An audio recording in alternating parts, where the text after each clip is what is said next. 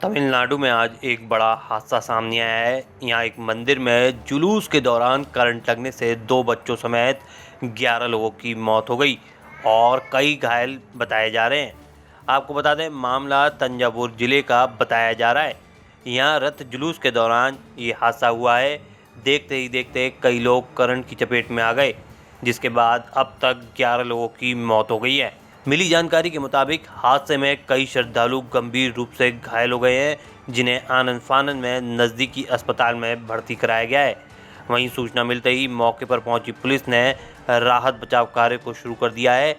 Police ने बताया कि ये घटना उस समय हुई जब लोग मंदिर की पालकी पर खड़े थे। पालकी कालीमेड़ू के अप्पर मंदिर में एक हाई ट्रांसमिशन लाइन के संपर्क में आ गई।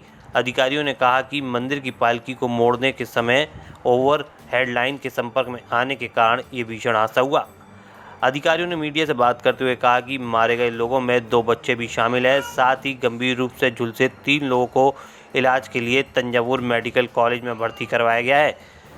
तिरुचिरापल्ली के मध्य क्षेत्र के पुलिस महानिरीक्षक वी बालाकृष्ण ने हादसे को लेकर कहा कि मामला दर्ज कर लिया गया है और जांच जारी है। म्यांमार में सत्ता से हटाई गई नेता आंग सान सूकी को भ्रष्टाचार का दोषी पाया गया। म्यांमार की एक अदालत ने इस मामले में सुनवाई की और भ्रष्टाचार के आरोप में उन्हें 5 साल की सजा सुनाई गई। बता दें कि नोबेल पुरस्कार विजेता आंग सान सूकी को $6 लाख कैश और सोने की रिश्वत लेने के मामले में दोषी ठहराया गया। आंग सान सूकी के खिलाफ भ्रष्टाचार के कुल 11 मामले दर्ज हैं और उन्हीं में से एक मामले में उन्हें 5 साल की सजा सुनाई गई। हर एक मामले में अधिकतम जेल की सजा 15 साल है। सैन्य शासित म्यांमार के अधिकारियों ने शुक्रवार को आंग सान सूकी के खिलाफ हेलीकॉप्टर खरीदने के मामले में भ्रष्टाचार के नए आरोप भी दायर किए। क्योडो न्यूज ने सूत्रों के हवाले से बताया कि अगर इन सभी आरोपों में आंग सान सूकी को दोषी ठहराया जाता है तो इनमें उन्हें 100 साल से अधिक की जेल हो सकती है।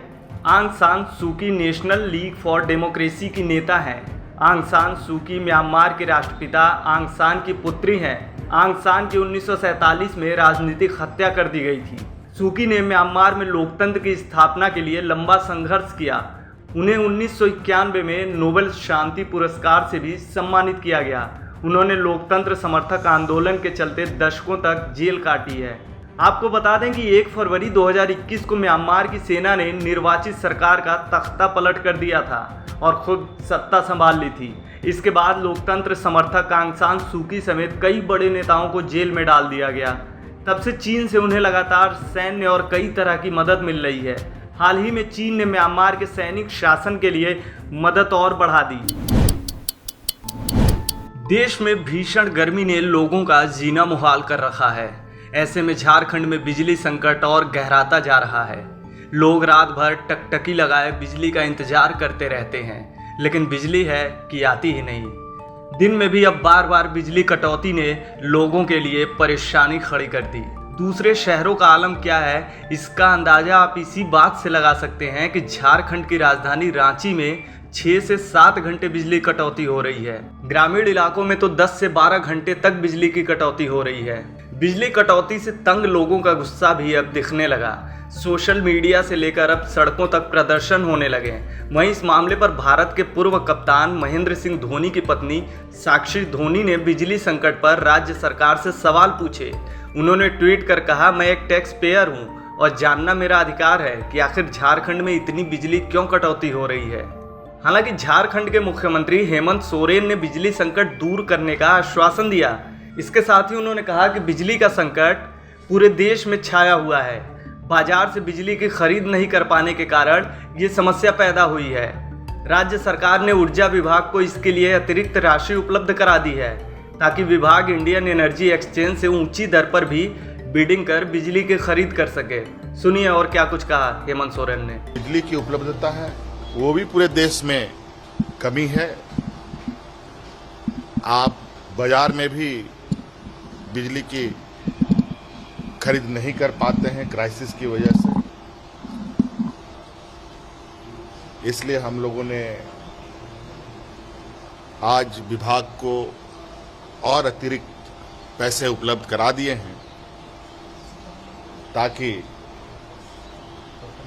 पहले से ही जो कंपटीशन का बिजली खरीद में है उसमें पहले हिस्सा लेकर अपनी आपूर्ति पूरी करें। और मुझे लगता है ये समस्या का समाधान काफी हद तक समाधान हो जाएगा। बहरहाल झारखंड में बिजली संकट से लोगों को राहत मिलती अभी नहीं दिख रही। भीषण गर्मी के बीच बिजली कटौती लोगों के लिए इस वक्त बड़ी मुश्किल बनी हुई है। हालांकि सरकार तो आश्वासन दे रही है कि सूबे में जल्द से जल्द बिजली संकट का समाधान हो जाएगा, लेकिन अभी इसके लिए और कितना इंतजार करना पड़ेगा ये तो आने वाला वक्त ही बताएगा। कांग्रेस के वरिष्ठ नेता दिग्विजय सिंह ने बीजेपी पर बड़े आरोप जड़ दिए हैं। आरोप ऐसे हैं जिसे सुनकर सब हक्के बक्के रह गए।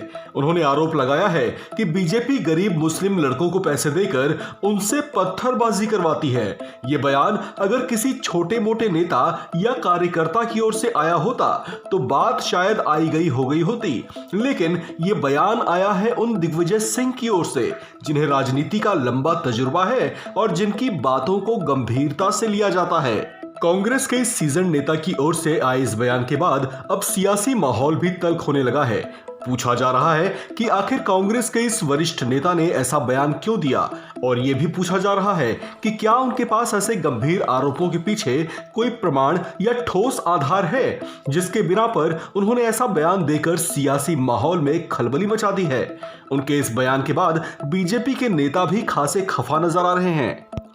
बीजेपी के वरिष्ठ नेता विश्वास सारंग ने तो उन्हें नसीहत देते हुए ये तक कह डाला कि ऐसी तथ्यहीन और आधारहीन बातें कहने से पहले दिग्विजय सिंह को अपने कद का ध्यान रखना चाहिए। उन पर कांग्रेस आलाकमान की चाटुकारिता का आरोप लगाते हुए विश्वास सारंग ने कहा कि बीजेपी दंगे को रोकने का काम करती है, ना कि करवाने का। दिग्विजय सिंह की अकल पर ही पत्थर पड़ गए हैं और जिस प्रकार से केवल और केवल नेहरू परिवार की चाटुकारिता के लिए, तुष्टीकरण की राजनीति को आगे बढ़ाने के लिए वो जो बयानबाजी कर रहे हैं वो केवल राजनीतिक है। अच्छा, ये तो जरूर हो गया कि एक एफआईआर के बाद वो आरोप लगाना भूल गए, कह रहे हैं मैं आरोप नहीं लगा रहा, मैं केवल बात बोल रहा हूँ। तो बात बोल रहे हो, किस तथ्य से बोल रहे हो? भारतीय जनता पार्टी को ना दंगा कराने की जरूरत है, ना दंगा वो कराती है।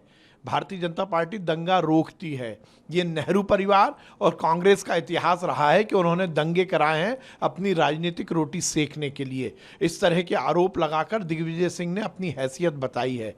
मुझे आश्चर्य होता है कि एक व्यक्ति जो 2 बार किसी सूबे का मुख्यमंत्री रहा हो, अभी अपर हाउस का मेंबर हो, जो एक राष्ट्रीय पार्टी का महासचिव रहा हो, वो अनर्गल बातें करते और वो खुद कह रहे हैं कि मेरे पास इसके तथ्य नहीं है। तो तथ्य नहीं है तो आप बोल क्यों रहे हो?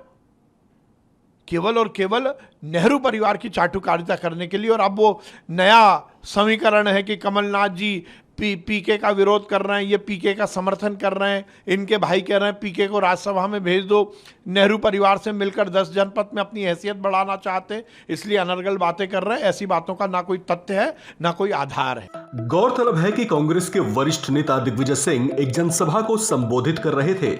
उसी दौरान उन्होंने बीजेपी पर यह बड़ा आरोप तो लगाया ही, लेकिन साथ ही उन्होंने ये भी कहा कि उनके पास इस तरह की शिकायतें आ रही हैं, जिनकी उन्होंने जांच कराने की बात भी कही। उनका ये बयान ऐसे वक्त पर सामने आया है जब हाल ही में अलग अलग राज्यों में छिटपुट हिंसा या उपद्रव की खबरें सामने आई हैं। दिग्विजय सिंह कांग्रेस के वरिष्ठ नेताओं में शामिल हैं, जिनके बयानों को विरोधी भी बेहद संजीदगी से लेते आए हैं। ऐसे में बीजेपी पर लगाए गए इस तरह के आरोपों के बाद बीजेपी के नेता भी पार्टी को लेकर डिफेंसिव और दिग्विजय पर ऑफेंसिव मुद्रा में आ चुके हैं।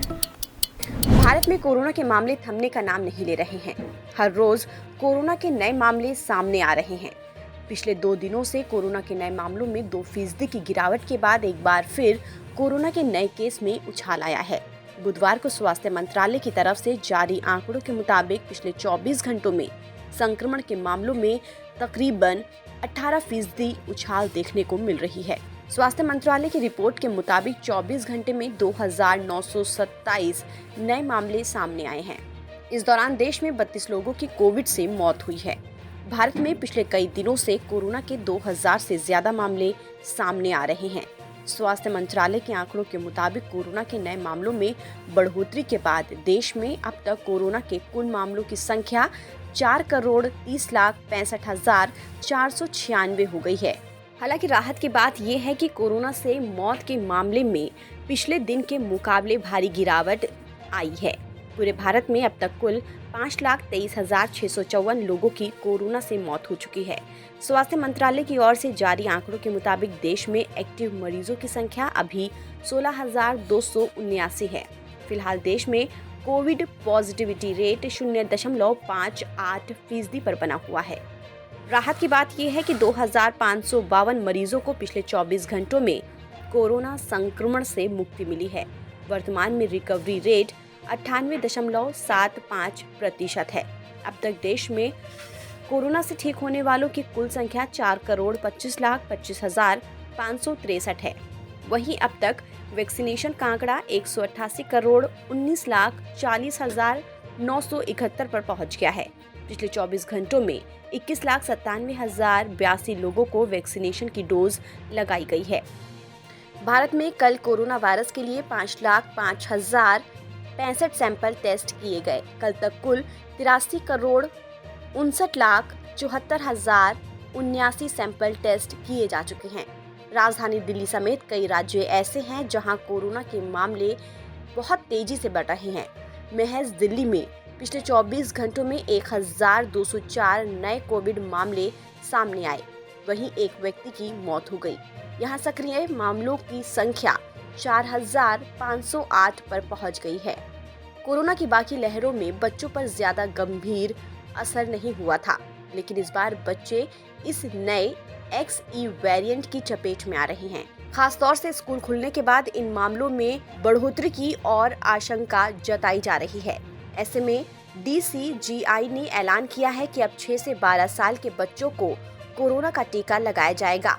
DCGI ने 6 से 12 साल के बच्चों को वैक्सीन लगाने का फैसला लिया है। फिलहाल इस खबर में इतना ही। देश और दुनिया की तमाम खबरों के लिए आप बने रहिए वन इंडिया हिंदी के साथ।